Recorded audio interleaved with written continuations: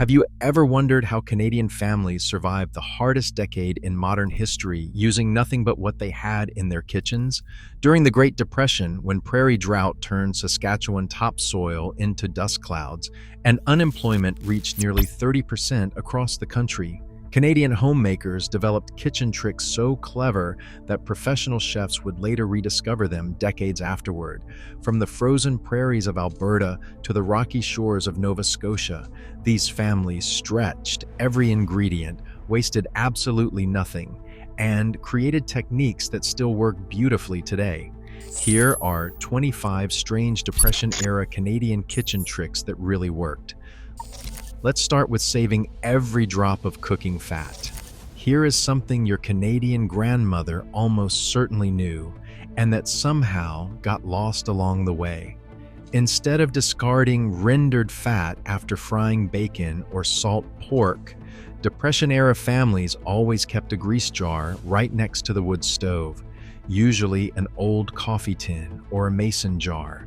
It sat on the warming shelf collecting every drop of drippings. This wasn't just frugality, though that certainly played a part. During the 1930s, when a pound of butter could cost what a Saskatchewan farm family earned in a full day of labor, that saved fat was genuinely precious. Bacon grease and lard added a depth of flavor that no store-bought cooking oil could match. Frying potatoes in saved fat transformed them from ordinary to extraordinary.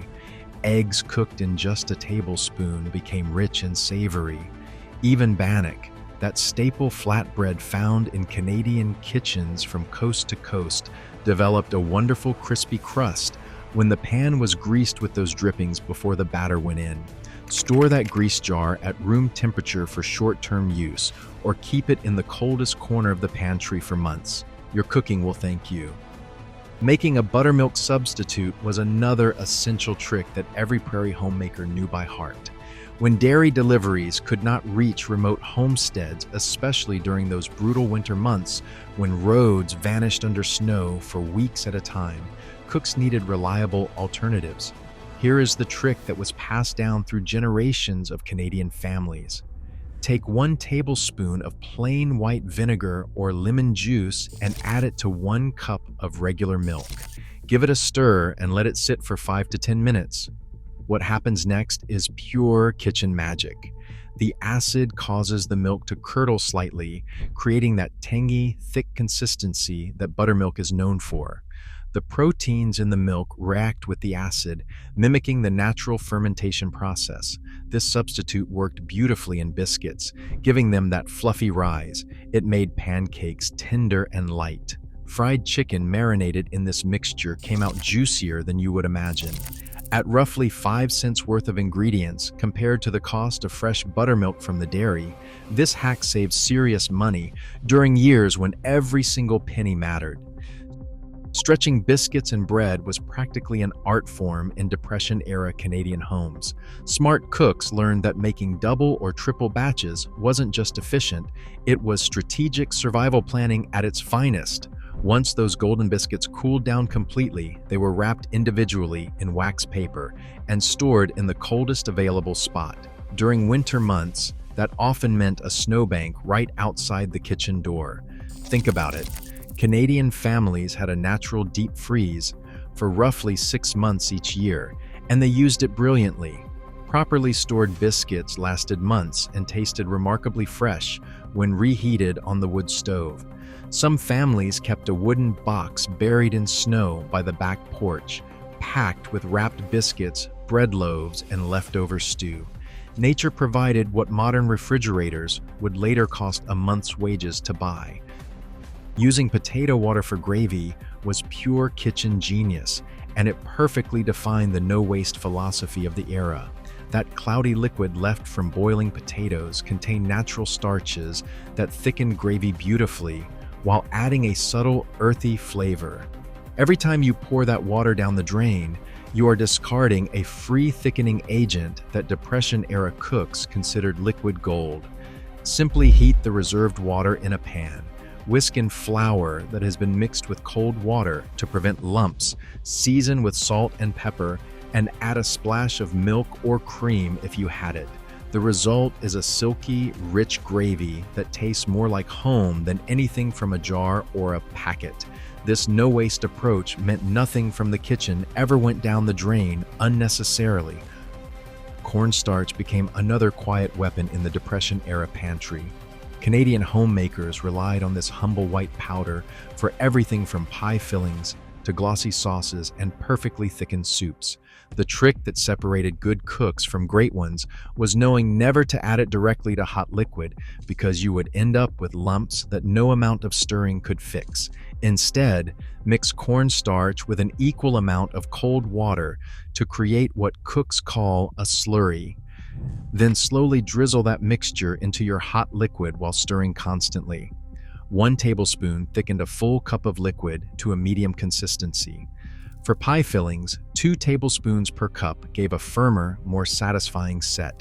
At just a few cents per use, cornstarch delivered professional kitchen results without any professional price tag. Depression-era Canadian cooks knew this simple secret long before culinary schools ever started teaching it.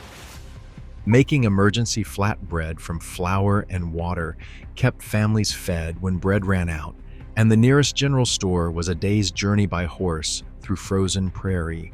All you needed was flour, water, and a pinch of salt. Mix 2 cups of flour and 3/4 of a cup of warm water. Knead until smooth, rest for 15 minutes, then roll it thin and cook on a hot, dry skillet for about 30 seconds per side. Canadian families called these everything from galettes to bannock, depending on the region. Adding a spoonful of saved fat made them more pliable and more flavorful. These simple flatbreads, born from genuine necessity, fed families through the worst winters the prairies had ever seen. Saving chicken bones for stock meant that a single bird became the foundation for an entire week of meals. After the roasted meat was eaten, the bones went straight into the largest pot on the wood stove with onion, carrot, celery, and whatever herbs were on hand. Covered with cold water and simmered for at least 4 hours, they produced a rich, golden liquid that far surpassed anything from a tin. The slow cooking extracted collagen from the bones, creating a stock that turned gelatinous when chilled. That was the sign of proper technique. 1 chicken could easily yield a gallon of stock, providing a free soup base from what most people would have simply thrown away. During the Depression, that gallon could stretch into 4 or 5 family meals with the addition of root vegetables and barley. Using a mason jar to shake salad dressing was pure Canadian ingenuity. Those iconic glass jars, already a staple in every canning kitchen across the country, doubled beautifully as mixing tools. Use 3 parts oil, 1 part vinegar, a teaspoon of mustard to act as an emulsifier, plus salt, pepper, and whatever dried herbs you had available. Screw the lid on tight and shake vigorously for 30 seconds. The jar's narrow shape created a vortex that blended everything thoroughly. When finished, the jar itself became the storage container right in the icebox door. No extra bowls to wash, no whisks to clean, no waste at all. Cracking eggs with 1 hand was not showing off. In Depression-era kitchens, feeding 8 or 10 mouths each morning, it was pure survival efficiency. 1 hand cracked eggs, while the other stirred porridge on the wood stove. Hold the egg with your thumb on one side and 2 fingers on the other. Tap firmly against the bowl's edge and use your thumb to push 1/2 away, while your fingers pull the other half toward you. The stick drops cleanly into the bowl. Practice made this second nature. Making batch pancake mix saved precious morning hours every single week. Combine 6 cups of flour, 3 tablespoons of baking powder, 2 tablespoons of sugar, and 1 tablespoon of salt in a large airtight tin. When breakfast time arrived, scoop 1 cup of the mix, add 1 egg and 3/4 of a cup of milk, stir until just combined, and cook immediately. It took 5 minutes from container to the first pancake. 1 batch made 20 or more breakfasts. Some Canadian cooks added powdered milk, so they only needed water in the morning. It was a brilliant shortcut when fresh milk was scarce during the hardest months. Stale bread became golden croutons rather than waste. Cut the loaf into cubes, toss them with melted butter or a drizzle of saved cooking fat.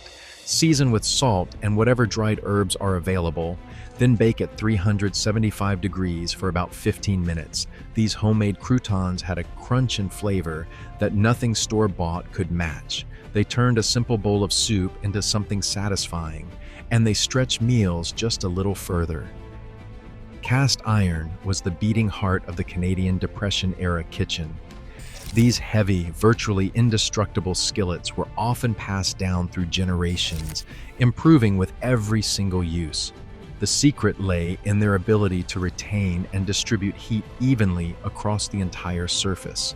On a wood-fired stove where temperature control was more art than science, that consistency was indispensable. Country cooks used cast iron for frying eggs, baking biscuits, searing meat, and making cobblers. The same pan went from stovetop to oven and back again without complaint. Vinegar rescued burnt pots when no commercial cleaners existed. Fill the scorched pot with water, add a cup of white vinegar and bring it to a boil. Let it simmer for 15 minutes, then cool. The acid loosened even the worst burnt-on food. Adding 2 tablespoons of baking soda after removing the pot from the heat created a fizzing reaction that lifted carbonized residue right off. This method cost pennies and saved cookware that would have been irreplaceable during those lean years. Homemade seasoned salt cost a fraction of any store-bought blend and tasted significantly better. Depression era. Canadian cook combined 1 cup of salt with 2 tablespoons of garlic powder, 2 tablespoons of onion powder, 1 tablespoon of paprika, and half a teaspoon of cayenne pepper. Mixed thoroughly and stored in a jar with a tight-fitting lid, this versatile seasoning enhanced everything from fried fish to roasted root vegetables and grilled game meat. Some added dried herbs from summer gardens or a pinch of sugar to balance the heat. Once you started making your own, those expensive tins at the general store seemed like an absurd luxury. Baking soda tenderized the toughest cuts of meat. When families could only afford the cheapest, most stubborn cuts from the butcher, they learned that 1/4 teaspoon of baking soda for every pound of meat, sprinkled evenly and left for 15 to 20 minutes, broke down the proteins remarkably well. Here's the trick that made it work. The meat had to be rinsed thoroughly before cooking. Skip that step and the alkaline taste would ruin everything. But done properly, the baking soda raised the surface pH and prevented proteins from bonding too tightly during cooking. The result was noticeably more tender meat from cuts that would otherwise need hours of slow braising to become palatable. Drying herbs on a clothesline connected Canadian families to centuries of preservation wisdom. Long before expensive dehydrators existed, homemakers gathered herbs in small bunches, secured them with string at the stems, and hung them upside down from kitchen rafters or from the line strung across the warmest room in the house. Within 1 to 2 weeks, in a dry, well-ventilated space, the herbs dried completely while retaining much of their essential oils and flavor. Once dried, leaves were stripped, crumbled, and stored in airtight jars away from light. Herbs preserved this way carried far more flavor than anything sitting on a store shelf for months. This method cost nothing beyond a length of kitchen string, and it turned a summer garden into a winter spice cabinet that lasted until the next growing season.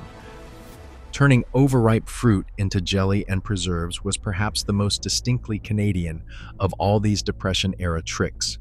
When wild berries, crab apples, or backyard fruit went soft and bruised, prairie homemakers saw opportunity rather than waste.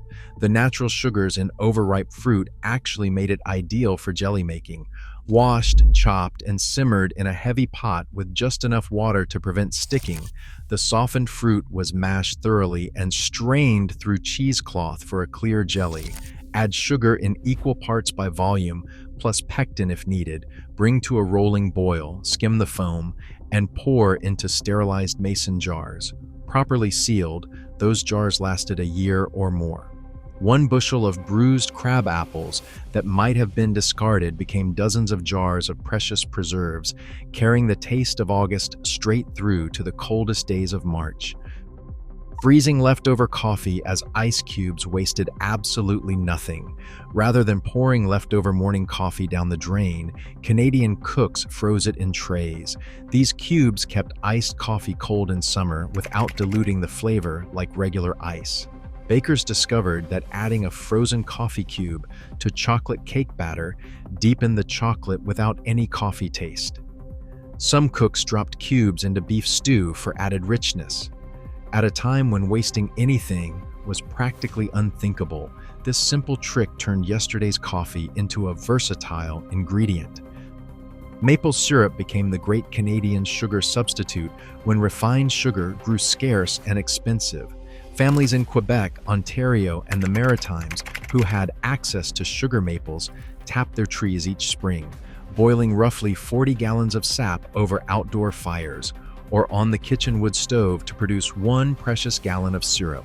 That syrup replaced white sugar in baking, sweetened porridge, flavored medicines for sick children, and even served as a barter commodity with neighbors.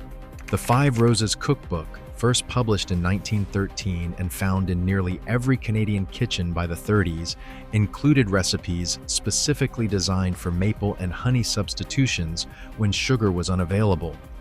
Seasoning cast iron with saved bacon fat brought the entire philosophy full circle. After cleaning their skillets with coarse salt and a brush rather than soap, Depression-era cooks rubbed a thin layer of saved fat over the entire warm surface. This filled microscopic pores, built up the non-stick seasoning, and protected against rust. Over years of daily use, the surface became so slick that eggs slid right off. The subtle savoriness of that bacon-infused seasoning flavored every meal cooked afterward. Many Canadian families still use cast iron skillets that have been in continuous service for well over 100 years. That seasoning, built up layer by patient layer through decades of saved fat and daily cooking, represents something far deeper than kitchen maintenance. It represents survival and ingenuity and the quiet brilliance of families who refuse to let the hardest years defeat them. These 25 tricks endured because they genuinely worked. They fed families through the darkest chapter in Canadian history, and the remarkable truth is that every single one still works beautifully today.